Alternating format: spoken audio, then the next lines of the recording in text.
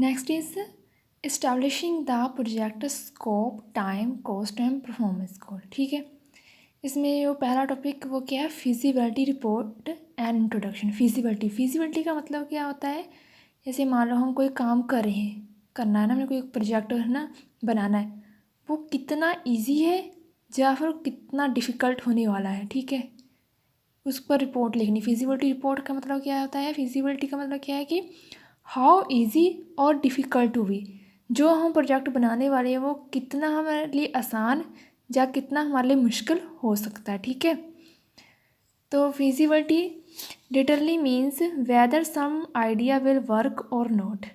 It knows beforehand whether there exists a sizable market for the proposed product service. Feasibility means कि जो हमने idea generate किया है उसके बारे में एक रिपोर्ट लिखनी, फिजिबिलिटी रिपोर्ट, कि जो हमने आइडिया सोचा है क्या वो हमारा काम करेगा कि हमारा काम नहीं करेगा। ठीक है, what would be the investment requirements, कितना पैसा उसमें लगेगा, and where to get funding from, funding हम कहाँ से लगेंगे, क्योंकि प्रोजेक्ट बनाना उसमें पैसा तो लगेगा, कॉस्ट लगेगी, तो कितना लगेगा और हमें कहाँ से फंडिंग मिलेगी, ये सब कुछ हमें फिजिबिलिटी, कोई भी प्रोजेक्ट बनाने से पहले एक फिजिबिलिटी रिपोर्ट तैयार करनी पड़ती है और उसमें ये हम सब कुछ लिखते हैं। Whether and where from necessary, technical, known, how to convert the idea into tangible product may be available, and so on. In other words, feasibility study involves an examination of operation, financial, HR, and marketing aspects of a business on X. Means कि सारा एकदम पूरी study करनी कि हमें जो हमने idea generate किया हमें उसमें कितना फ़ायदा हो रहा है, कितना नुकसान हो रहा है, कहाँ से हमें पैसा मिलेगा, कहाँ से फंडिंग मिलेगी, हम अपने आइडिया को एंड प्रोडक्ट तक हमें कैसे लेकर जाना है, सब कुछ हमें फिजिबिलिटी रिपोर्ट में सब कुछ लिखना पड़ता है, तैयार करते हैं प्रोजेक्ट शुरू होने से पहले। Next is feasibility is the multivariate concept that is project has to viable not only in technical term but also in economic and commercial terms too. मोreover there always a possibility that a project is technical possible may not economical viable. Means कि जो हमने project बनाना है उसमें ये नहीं देखना कि वो बस टेक्निकल टर्म, उसमें हमें जो टेक्नोलॉजी यूज़ करें वो अच्छी है, सब कुछ, उसकी लोकेशन भी देखनी पड़ती है कि जहाँ पर हम बना रहे हैं कि वहाँ पर हमारा जो प्रोडक्ट है उसकी ये सेलिंग होगी कि नहीं होगी। जैसे मान लो हमने एक कोई फैक्ट्री बनानी है ना, डस्ट फ्री फैक्ट्री, लेकिन हमने वो राजस्थान में खोल ली। राजस्थान में वो तो सभी को पता ही है, वो तो रेगिस्तान है वहाँ पर, है ना, वो हम कहाँ खोलेंगे, वो चंडीगढ़, बेंगलोर। मीन्स अकेला टेक्नोलॉजी अच्छी होने से नहीं, वो हमें लोकेशन भी देखनी पड़ती है, सब कुछ ये भी ध्यान रखना पड़ता है हम कहाँ बना रहे हैं, है ना। ठीक है, अब so even we take up on the various aspects of feasibility one by one, it must not be misled into a believing that there is sequence and there is not a interdependence. Means कि एक तरह हमें सारे aspect, सारी सभी चीज़ों का ध्यान रखना पड़ता है। ठीक है, सभी चीज़ों का ध्यान रखकर फिर ही हम काम करते हैं इस पर। Next is a project can be considered to have been fully established when a feasibility report is prepared during the definition phase. कोई भी प्रोजेक्ट को हम फुली इस्टेब्लिश तब कहते हैं, तब उस पर काम करना शुरू करते हैं जब हम उस पर एक फिजिबिलिटी रिपोर्ट तैयार करते हैं। कब, किस पर फेज पर, डेफिनेशन फेज पर। जो प्रोजेक्ट लाइफ साइकिल हमने पढ़े थे, conception phase, definition phase, planning और ऑर्गेनाइजिंग फेज, उसमें जो डेफिनेशन फेज है जहाँ पर हम अपना आइडिया जनरेट करते हैं, वहाँ पर हमें क्या करना पड़ता है, हमें एक फिजिबिलिटी रिपोर्ट तैयार करनी पड़ती है। ठीक है, नेक्स्ट इसमें क्या आता है, टेक्निकल फिजिबिलिटी। टेक्निकल फिजिबिलिटी क्या है, technical feasibility is mainly concern with technology need of the project. Technical feasibility में हम क्या देखते हैं कि जो भी हमने टेक्नोलॉजी यूज़ की है अपने प्रोजेक्ट के लिए, क्या वो उसके पास इतनी कैपेसिटी है, सब कुछ देखते हैं उसमें। ठीक है, needs of the project means plant capacity and probability of technology involvement in product. ठीक है, क्या था, assessment is based on the outline design of system requirement to determine whether the company has the technical experts to handle completion of project. हम एक outline design सा तैयार करते हैं इसमें फिजिबिलिटी में, टेक्निकल फिजिबिलिटी में, कि हमारा जो प्रोजेक्ट है क्या उसे वो हमारा अच्छे से बन पाएगा कि नहीं, ठीक है, जो हमारे पास टेक्नोलॉजी है, ठीक है। When writing a feasibility report, जब हम फिजिबिलिटी रिपोर्ट लिखते हैं उसमें हम क्या कौन सी बातों का ध्यान रखते हैं।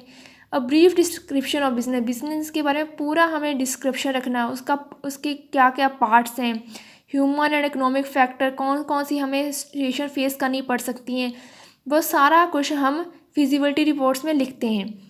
The technical feasibility assessment is focused on gaining an understanding of present technical sources of the organization and the applicability of expected needs of propose system.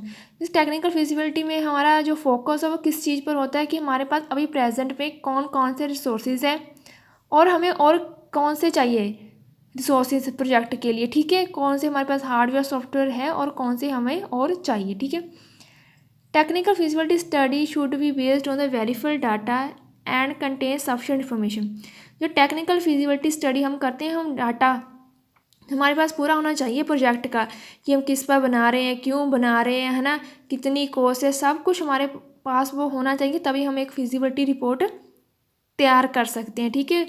इसमें और कौन कौन से पॉइंट है। टेक्नोलॉजी नीड, हमें टेक्नोलॉजी चाहिए प्रोजेक्ट को बनाने के लिए, ट्रांसपोर्टेशन चाहिए, ठीक है, और क्या हमारे पास प्रोडक्शन होनी चाहिए, हमारे पास इतनी कैपेसिटी होनी चाहिए कि हम अपने प्रोडक्ट्स को लॉन्च कर सकें, रॉ मटेरियल होना चाहिए, ठीक है, इक्विपमेंट सभी तरह के हमारे पास होने चाहिए, और हमारे पास ये भी फैसिलिटी होनी चाहिए डिस्पोजल की भी, क्योंकि जब हम कोई प्रोडक्ट बनाते हैं तो वेस्ट मटेरियल भी वहाँ से बहुत होता है ना, जिसके जो ऐसा नहीं कि ऐसे कहीं पानी में फेंक देना जिससे हमारा पोल्यूशन हो, नहीं, उसको डिस्पोज करने की भी हमारे पास फैसिलिटी होनी चाहिए। टेक्निकल फिजिबिलिटी में और क्या आता है, सिलेक्शन ऑफ प्रोसेस टेक्नोलॉजी, कि हमें अपने टेक्नोलॉजी जो हमने काम करना है उसमें हमने कौन सी टेक्नोलॉजी का यूज़ करना है वो हम कैसे सिलेक्शन करते हैं।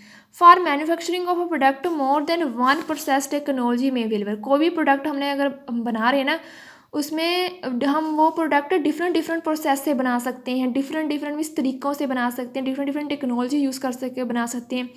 जैसे हम लिखा cement can be made by either dry process और वेट प्रोसेस, है ना, सीमेंट दो तरह बन सकता है, या वो ड्राई प्रोसेस से या वेट प्रोसेस से। ये हमें देखना है, हमें चूज़ करना है कि हम किस प्रोसेस से बनाएंगे, ठीक है। ये किसके अंडर आता है, टेक्निकल फिजिबिलिटी के। Next is the choice of technology depends upon various factor, जो हम टेक्नोलॉजी को चूज़ करते हैं कि हम इस टेक्नोलॉजी से अपना काम करेंगे या इस प्रोसेस से अपना काम करेंगे, वो किस पर डिपेंड है अब, है ना। जैसे मैंने बताया कि भी सीमेंट अब बनाना या ड्राई प्रोसेस से वेट प्रोसेस से, दो तरीके, अब वो हम कैसे चुनेंगे कि हमने ड्राई प्रोसेस से बनाना है या वेट प्रोसेस से, वो किस पर डिपेंड करता है, quantity and quality of a product, ठीक है। If the quantity required to be a product is large, mass production technique should be followed. अगर हमारी जो क्वांटिटी ज़्यादा क्वांटिटी में हमें बनाना है तो वो जो टेक्नोलॉजी हम यूज़ करें वो अच्छी होनी चाहिए, ठीक है। Similarly choice of technology also depends on quality, quality कैसी है प्रोडक्ट की उस पर भी डिपेंड करता है। और जैसे हमें कोई लेबोरेटरी का सामान बनाना है, जो लेबोरेटरी का सामान है वो हाई क्वालिटी का होना चाहिए, तो हमारे पास सोफिस्टिकेटेड टेक्नोलॉजी, ज़्यादा अच्छी टेक्नोलॉजी हमें यूज़ करनी पड़ती है, ठीक है। तो हम टेक्नोलॉजी जो यूज़ कर रहे हैं अपने प्रोडक्ट को बनाने के लिए वो क्वांटिटी और क्वालिटी पर भी डिपेंड करता है, ठीक है। इसके अंडर पॉइंट्स आते हैं प्रिंसिपल इनपुट।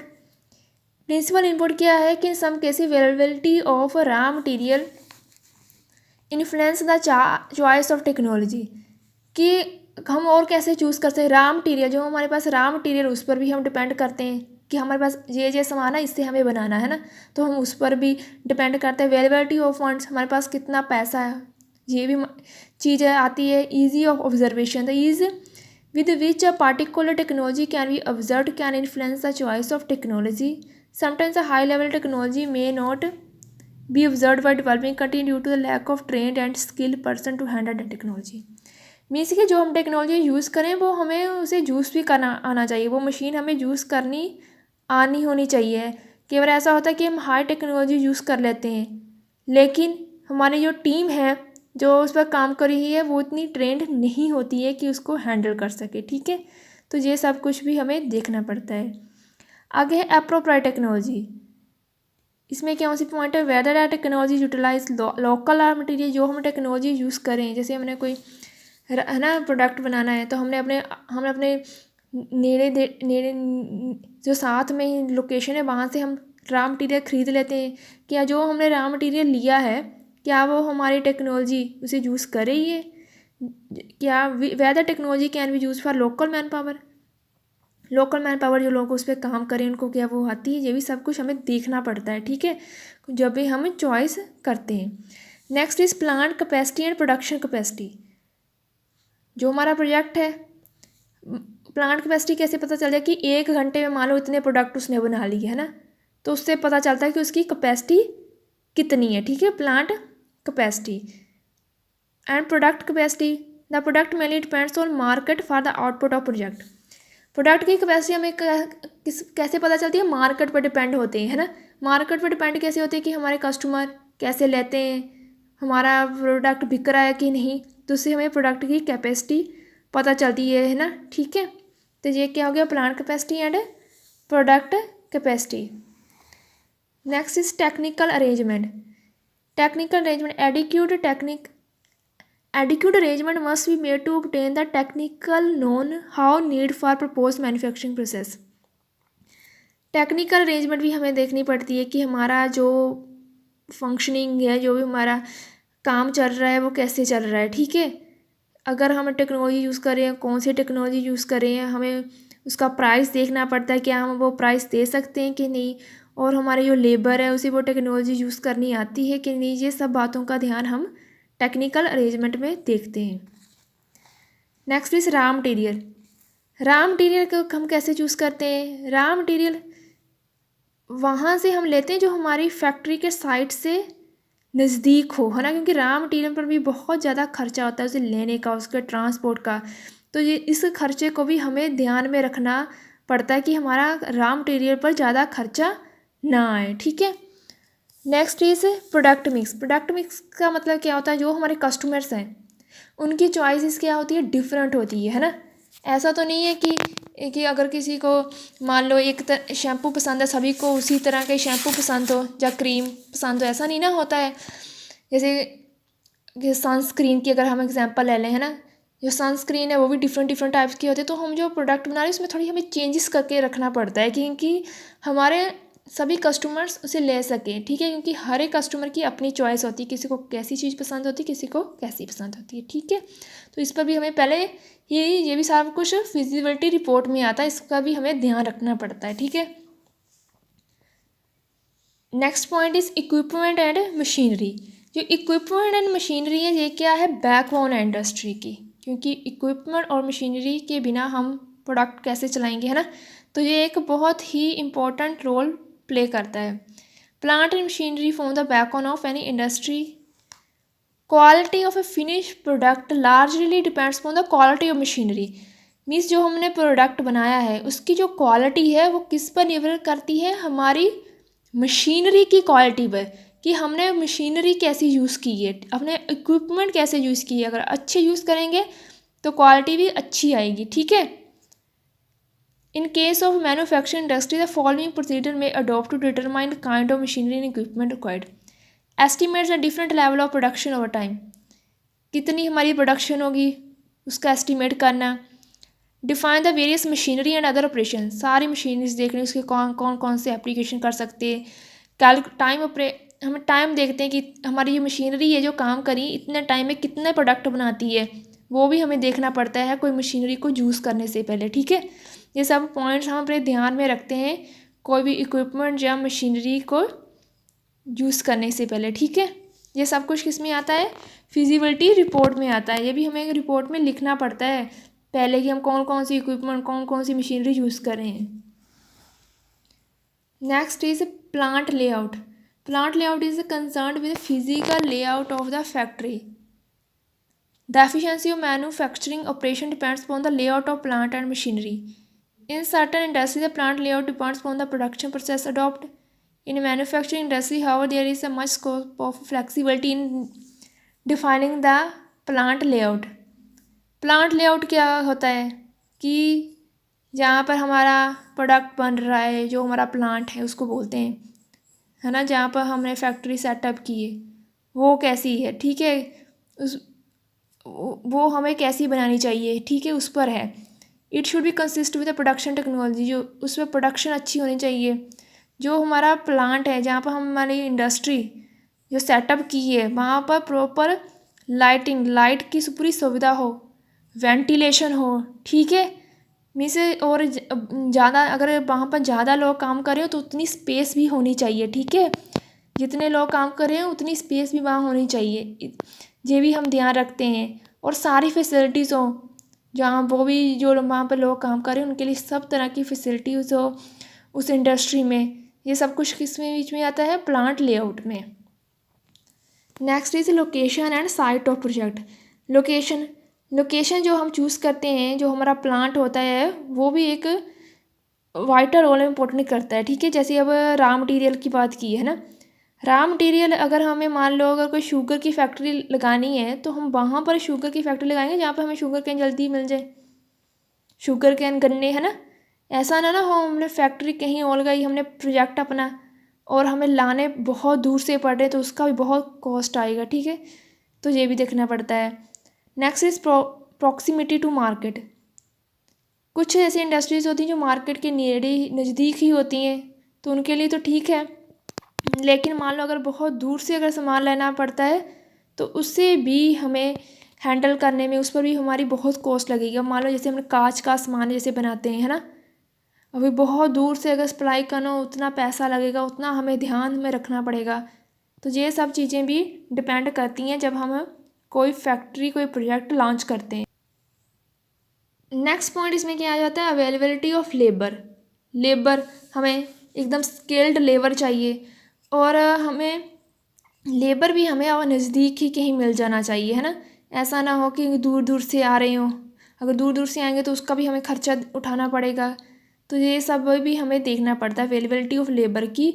जो हम प्रोडक्ट हम बना रहे हैं, जो हमने प्लांट कर लॉन्च किया है, उसका जो जिसके रिलेटेड है उसके रिलेटेड हमें स्किल्ड लेबर भी मिल जाए, ठीक है, वो भी हमें देखना पड़ता है। Next is availability of sporting industries. Availability of sporting industries मतलब क्या है, जैसे हमारी कोई साइकिल की फैक्ट्री है ना, तो साइकिल की जो हम साइकिल बनाते हैं वो सारा का सारा एक ही फैक्ट्री में, एक ही इंडस्ट्री में नहीं बनता। उसके कुछ पार्ट्स जैसे सीट का कवर, चेन, वो हम कहीं और से हम लेते हैं। तो जहाँ से वो लेते हैं वो भी जगह हमारे नज़दीक ही हों, तो उसका भी हमें कोई ज़्यादा खर्चा ना हो, इसलिए क्या अवेलेबिलिटी ऑफ स्पोर्टिंग इंडस्ट्रीज, ठीक है। इंफ्रास्ट्रक्चर अच्छा होना चाहिए, मीन्स ट्रांसपोर्टेशन, वाटर, कम्युनिकेशन सब कुछ हो। पावर एंड फ्यूल, वहाँ पर हम अपनी प्रोजेक्ट लॉन्च करेंगे, बनाएंगे, प्लांट बनाएंगे जहाँ पर हमें सब कुछ इलेक्ट्रिसिटी, फ्यूल सब कुछ मिले, इसकी सुविधा भी हो। ट्रांसपोर्टेशन की भी फैसिलिटी हो, जब हमने गुड्स बनाए हैं वो अब हम एक जगह से दूसरी जगह लेकर जाएंगे तो हमारे पास हर एक तरह की ट्रांसपोर्टेशन की फैसिलिटी हो, रेल, रोड, सी, सब कुछ हो, ठीक है। वाटर भी बहुत ज़रूरी है।